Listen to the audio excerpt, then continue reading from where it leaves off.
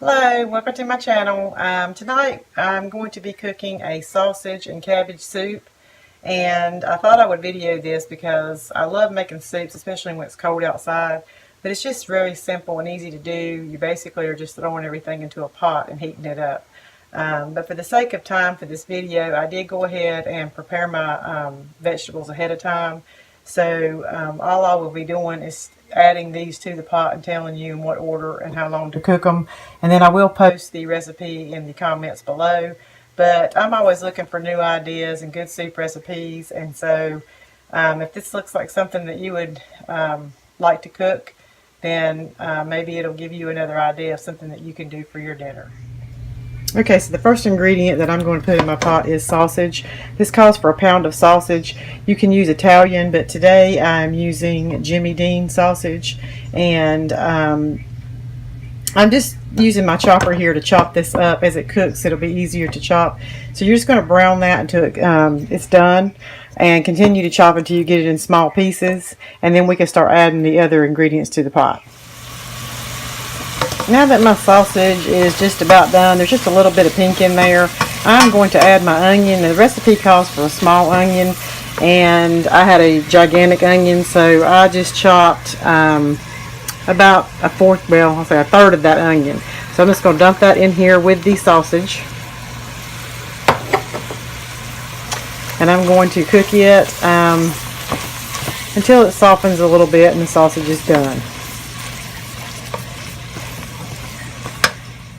After the meat is brown and the onions have softened, I did add about 3 chopped garlic cloves to this. And I'm just going to let it cook for about 1 or 2 minutes just until I can start to smell the garlic. Okay, so I did decide to go with the 6 cups of water. After I get everything in and stuff kind of cooks down in this soup, if I feel like I need a little bit more liquid, I can't add it at that time. And as far as the chicken base that I use, this is basically what it is. I'm sure other manufacturers produce this, so I'm not sure what it may look like where you are, but this is what I usually get. And I like doing this because chicken broth can get kind of expensive. So if I have this, you can always turn anything into chicken broth. So I'm just going to, like I said, add a couple of tablespoons to this. And what's good about this too is if you taste your soup and you feel like that it's not as flavorful as you want, you can always add a little bit more. But you do have to be careful with it because I had added too much one time and my dish ended up being extremely salty. So after I get that in, now I'm going to add my potatoes. And the smaller you dice your potatoes, the faster they're going to cook. So this is about, it says 4 cups of diced potatoes, but I think I ended up chopping up about 3 large potatoes. So I just took the skin off, chopped those up, and now I'm going to let this simmer for about 15 minutes, and then after I do that, I will add the rest of my ingredients. I did forget to mention after the potatoes, before you put the lid on it to let it simmer, you will want to add your salt and pepper. And so it's just about a ½ teaspoon of fresh ground pepper. If you don't have fresh ground pepper, just use regular pepper. It's not a big deal. And then one of the things that you will need is the kosher salt. I do think it makes a difference because kosher salt, for some reason, is just more flavorful to me.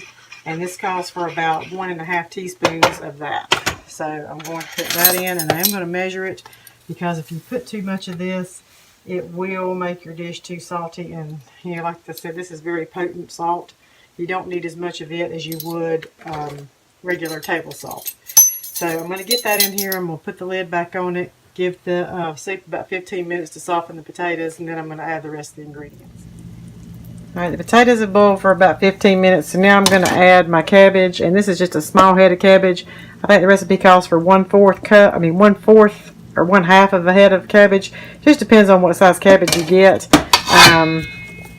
But I am going to put all of this in here, and it does look like a lot, but cabbage will wilt down, so I may have to add a little bit, let it wilt, and then add a little bit more.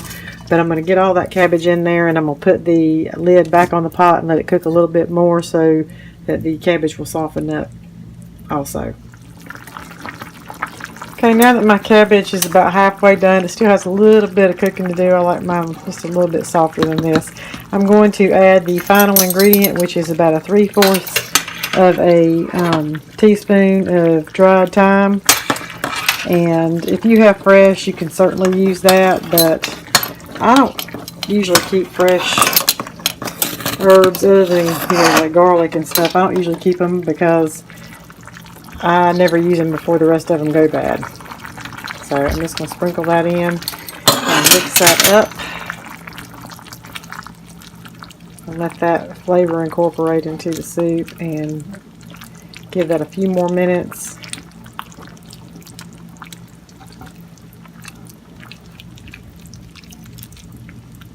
And then the soup will be ready to eat.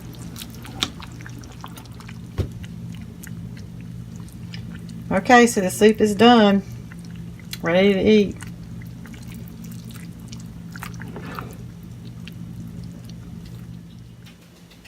Okay, I just transferred the soup to the soup bowls.